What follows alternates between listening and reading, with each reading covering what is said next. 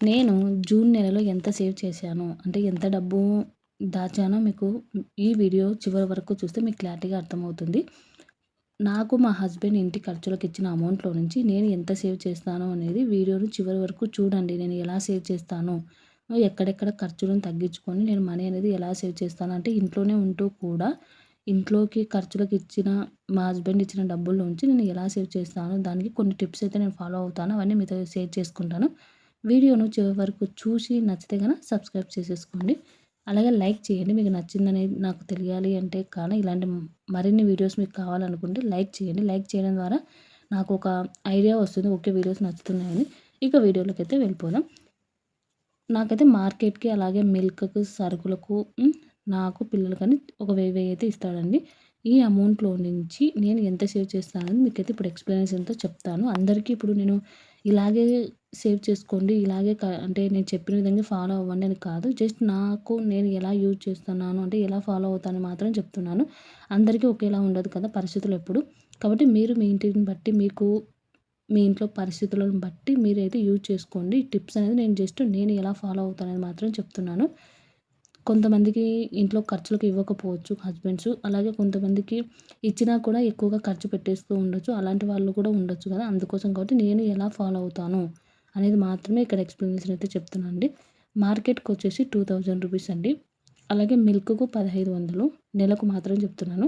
సరుకులకు కూడా 5000 అలాగే నేను ప్రతి నెల నాకంటూ కొన్ని ఖర్చులు ఉంటాయి కదా! అంటే నాకు ఇప్పటికిప్పుడు ఏదైనా కొనుక్కోవాలన్నా, నాకు కావాల్సిన అవసరం పడినా కూడా ఈ రూ. 1000 అనేది నాకు. అలాగే పిల్లలకు కూడా ఇది 1000. వీళ్ళైతే ఎక్కువగా యూజ్ చెయ్యరండి. వాళ్ళ రూ. 1000 అలాగే ఒక కిడ్డీ బ్యాంక్‌లో వేస్తాను. ఈ అమౌంట్ నేను ఎలా సేవ్ చేస్తాను అనేది చెప్తాను చూడండి. మార్కెట్‌కొచ్చేసి 4 వారాలు అంటే శనివారాలు మాకైతే మార్కెట్ ప్రతి వీక్ శనివారం అయితే ఉంటుంది. కాబట్టి ఎన్ని శనివారాలు వచ్చాయని ముందుగా ఫస్ట్ తారీఖే ఈ అమౌంట్ అయితే నేను ఇప్పించేసేసుకుంటానండి. ఎందుకంటే మనకు జీతం పనిని బట్టి మనకు ఏ దానికి ఎక్కడెక్కడ ఖర్చులు పెట్టాలనేది బడ్జెట్ ప్లానింగ్‌లో మనం మాట్లాడుకున్నాం కదా! మీరు ఇంతవరకు బడ్జెట్ ప్లానింగ్ వీడియో చూడకపోతే కానీ నా ఛానెల్‌లో ఉంది, ఒకసారి చూడండి. అది చూసి వచ్చిన తర్వాత ఇది చూస్తే మీకు క్లారిటీగా అర్థమవుతుంది. అలా ఫస్ట్ తారీఖు రోజు మనకు ఏ దానికి మనం ఎక్కడెక్కడ ఖర్చు పెట్టాలో అక్కడికల్లా డబ్బులన్నీ మనం పంపించేసుకున్నాం అనుకోండి, మిగిలిన దాంతో మనం అయితే మన ఇంట్లో ఖర్చులన్నీ మేనేజ్ చేసుకోవచ్చు. ఇక మార్కెట్ వచ్చేసి 4 వారాలు కదా! అంటే 500 అలా. నేనైతే మాత్రం ప్రతి వారానికి ఓన్లీ రూ. 300 మాత్రమే ఖర్చు పెట్టడానికి ట్రై చేస్తానండి. ఇంకా తక్కువలోనే చూస్తాను. కాబట్టి మొత్తం వచ్చేసి రూ. 1200 మాత్రం మార్కెట్‌కి పెట్టేశాను. మనం అప్పుడు 1200 అయితే నాకెంత సేవింగ్ అయింది? రూ. 800 అయితే సేవింగ్ అయింది కదా!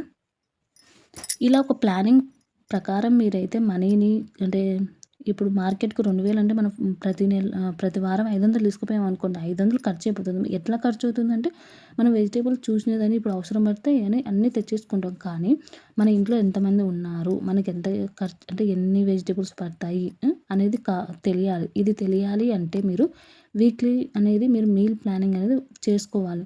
ఇప్పుడు ఈ వారంలో మనం ఏమేమి కూరగాయలు తింటాము, ఏమేమి అవసరం పడతాయని ఒక ప్లానింగ్ ఉందనుకోండి. ఏమేమి వండాలనే ప్లానింగ్ ఉంటే మీకు ఈజీగా ఏమేమి కూరగాయలు పడతాయనేది ఐడియా ఉంటుంది. డైరెక్ట్ వెళ్ళి అవి మాత్రమే తెచ్చేసుకుంటాము.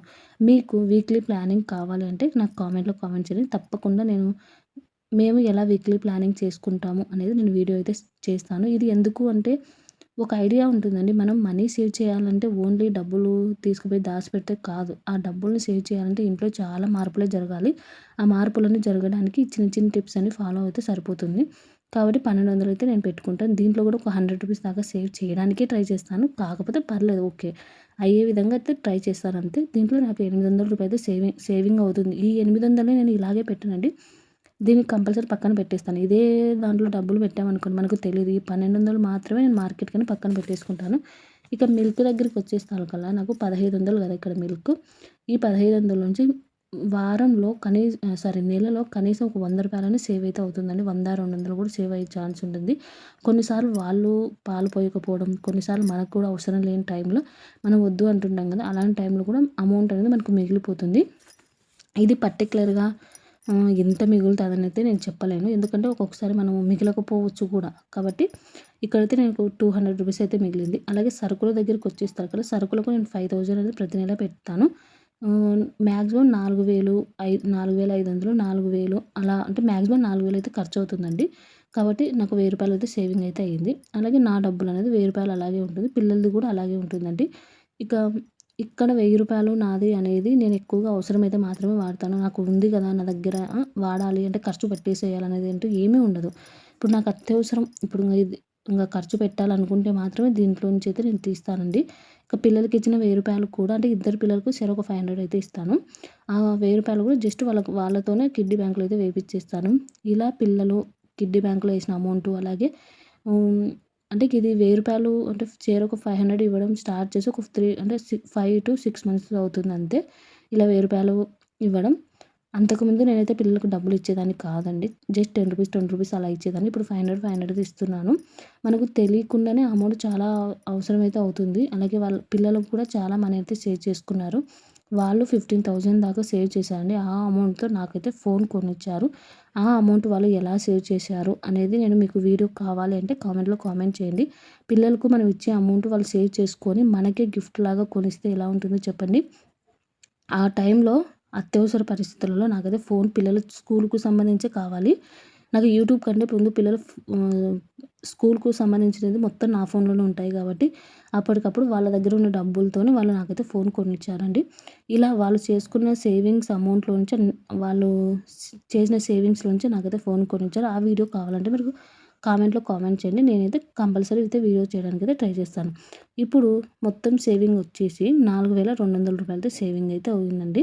దీనికి మనము ఇప్పుడు 4000 సేవింగ్ చేశాము, నెలకు 5000 సేవింగ్ చేశాము అనేది నేను చెప్తున్నాను. కానీ అందరికీ ఇలా వర్కౌట్ అవ్వదు. కొంతమందికి వర్కౌట్ అవుతుంది. కొంతమందికి రూ. 1000 సేవ్ చేసినా కూడా సేవింగ్స్‌లోకి వెళ్ళిపోతుంది కదా! కానీ ఇప్పుడు మీరు సేవ్ చేసిన దాన్ని మీరు ఇలాగే పెట్టుకుంటే గనక ఖర్చయితే పెట్టేసుకుంటారు. ఇలా కాకుండా ఈ అమౌంట్‌తో మీరు వెండైనా కొనండి. లేకపోతే గోల్డ్ అంటే ఈ 4200తో రాదు. బట్ 2 మంత్స్‌కి ఒకసారైనా గోల్డ్ కొనడానికి ట్రై చేయండి. లేకపోతే దీన్ని మీరు సుకన్య ఇప్పుడు ఇందాక చెప్పాను కదా! సుకన్య సమృద్ధి యోజన ఆడపిల్లలు ఉంటే వాళ్ళకి అకౌంట్‌లో వేసేసేయండి. లేదు మగపిల్లలు ఉంటే గాని వాళ్ళకు పోస్ట్ ఆఫీస్‌లో కట్టేసుకోండి. అంటే మీరు సేవింగ్ చేసిన దాన్ని రెట్టింపు చేయాలండి. అది మీరు ఎలా చేస్తారనేది మీరు చాలా ప్లానింగ్సే ఉంటాయి. దాంట్లోని బట్టి మీరు ఫాలో అయిపోండి. అంతే తప్ప ఈ అమౌంట్‌ని ఇలాగే పెట్టామనుకో ఇంట్లో ఏదైనా అత్యవసరం పడితే దీన్ని యూజ్ చేసేస్తాం. మనం ఇంత కష్టపడి నెలల్లా దీనికి మార్కెట్‌కి ఎన్ని ప్లానింగ్‌లు చేసుకుంటామో, సరుకులు రూ. 1000 మిగిలియాలంటే ఎంత ప్లానింగ్ చేయాలి చెప్పండి ఇంట్లో. ఇవన్నీ ప్లానింగ్ చేసుకొని మనం ఈ మిగిలిచిన అమౌంట్‌ని జస్ట్ ఖర్చు పెట్టేసుకుంటే ఏం లాభం వస్తుంది చెప్పండి. దానికంటూ వాల్యూ ఉండదు కదా! ఈ అమౌంట్ మీరు రెట్టింపు చేయండి. ఇప్పుడు మనకొచ్చిన అమౌంట్‌లో నుంచి సేవింగ్ చేయడం ఒక ఎత్తయితే దాన్ని డబల్ చేయాలండి. అది కూడా ఇంకొక ప్రాసెస్. ఫస్టు ఒకవేళ మనీ సంపాదిస్తున్నారనుకోండి. ఒక 5000 సంపాదించారు. దీన్ని సేవింగ్ చేశారు. దీంట్లో నుంచి మీరు ఒక రూ. 1000 సేవ్ చేశారు.